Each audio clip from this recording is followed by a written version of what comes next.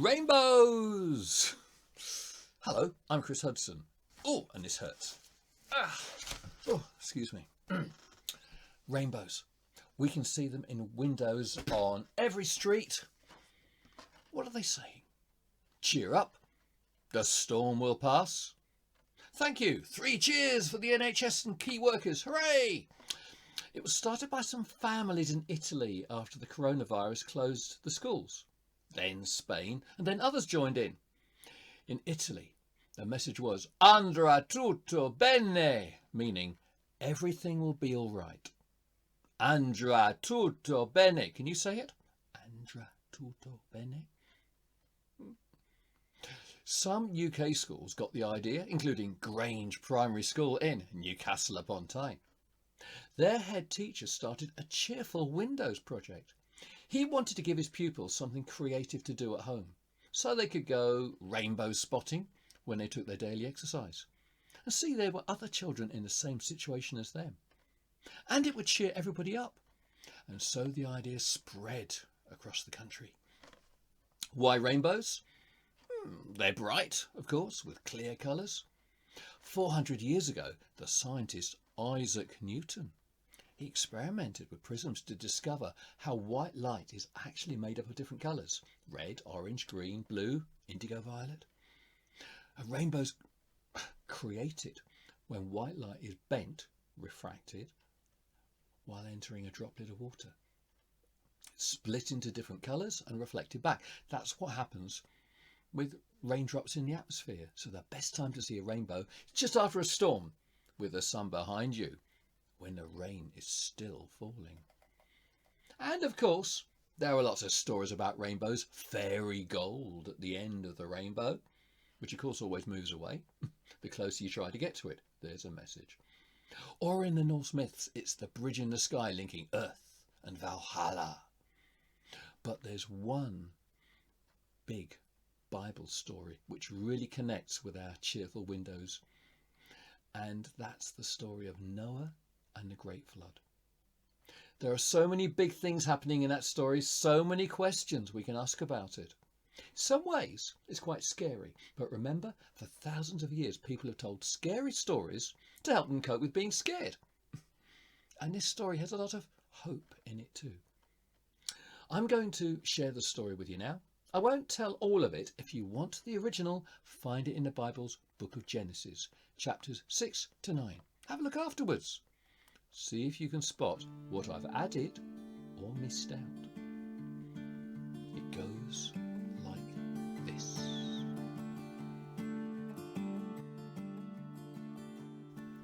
Long ago, when the human race was still young,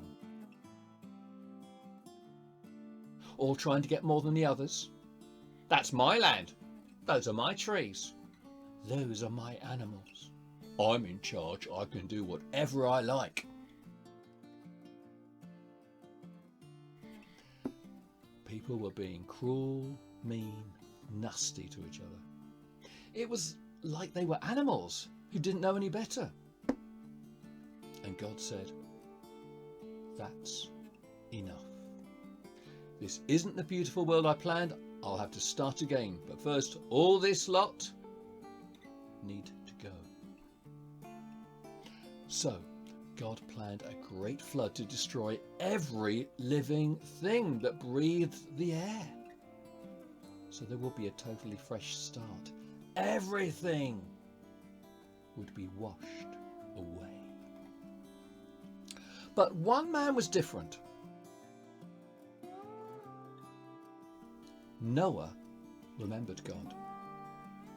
So God said, Noah, I want you to build yourself a ship large enough to take you, your family, and all the creatures I send you.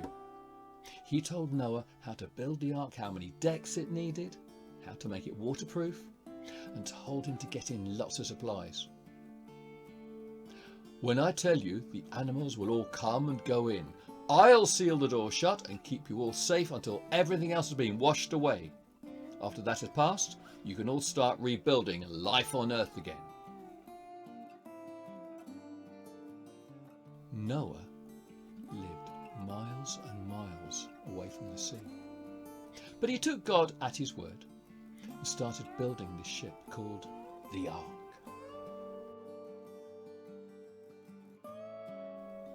It was big.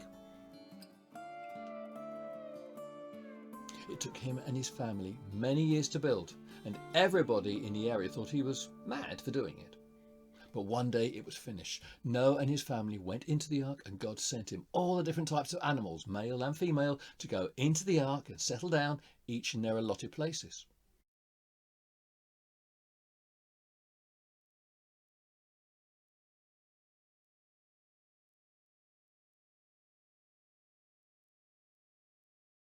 And once everyone and everything that was meant to be in it was inside, God closed the door and sealed it.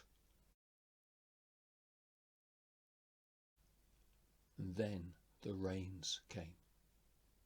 Small drops, bigger drops, then a heavy shower, and then a great storm of water coming from everywhere. It was terrifying.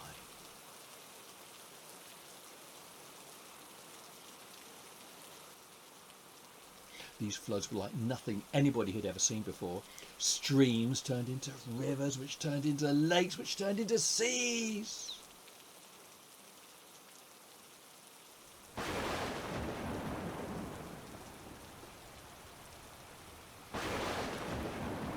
All the people and animals who lived on the land were washed away and drowned. Even then the rain didn't stop. The waters rose until one day the whole ark moved, floating, lifting up and up as the seas rose higher and higher, until one day there was no land to be seen, not even a mountain top. The earth was completely covered with water.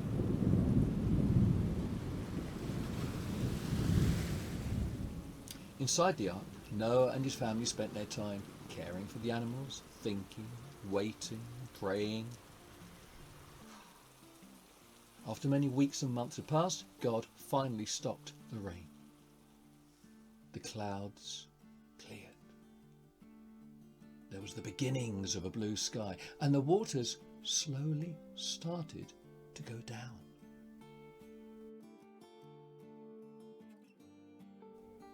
One day the floating ark came to a shuddering stop. Land! Mountain tops could be seen nearby, and as the waters continued to go down, God told Noah to come out and release birds to see if there was anything anywhere safe to land. When a dove came back with an olive branch in its beak, Noah knew the flood was over, but still waited for the word from God to leave the ark.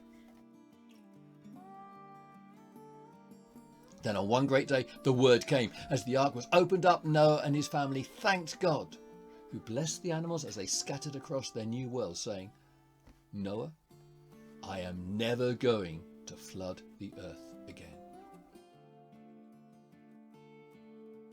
This is the sign of my promise, my covenant with you and all the animals. And with that, a great rainbow appeared in the sky. This rainbow is a reminder that I will never again send a flood like the one I sent on the earth. I will remember you, and you will remember my promise to every living thing.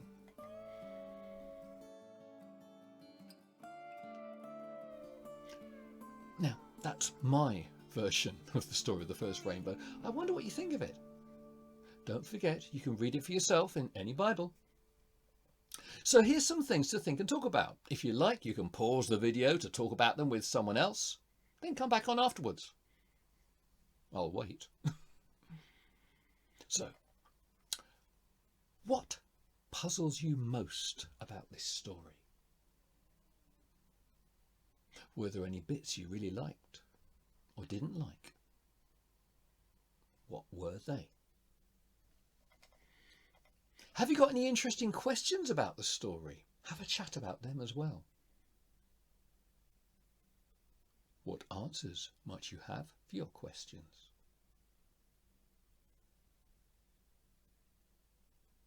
Pause now, have a think. I've got some more questions too. Did the flood really happen? If the flood happened once, could it happen again? Why is this story still interesting for so many people? What is this story saying about God and human beings? Pause again. Have a think. Here's something else. If you go into an old church, look up at the roof when you're inside. Often the roof looks like the inside of a large boat turned upside down. I wonder what that has to say about this story in the church. How could the church, the family of God, be like an ark?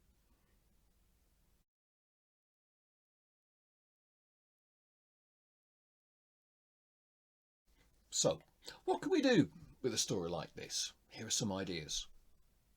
I wonder if you could find some clever way to retell it yourself. People have retold the story of Noah's flood using drama, Lego, artwork, music, Playmobil, like me, baking, or more. Use your imagination. You could even try filming it. If this story was a film, what could the film poster look like? Study a few posters for famous films, make your own version. You probably already have a rainbow picture in your window. Could you add a message based on this story to go with it? Keep it short and hopeful. Use lettering that's really big so people can see it from the street. Our world now has a lot of sad things happening in it. How about find or make a model map of our world, or a globe. Add to it some labels, post-it notes that use words or pictures to show some of the sad things happening, but then on top of them put more labels to show the good things that God could be doing through other people. A bit like what he did through Noah to make the world a better place. Could you turn those thoughts into a prayer or a poem? Could you create some way of making a real rainbow effect like mine? Anyway, have fun, keep thinking and wondering, and stay safe.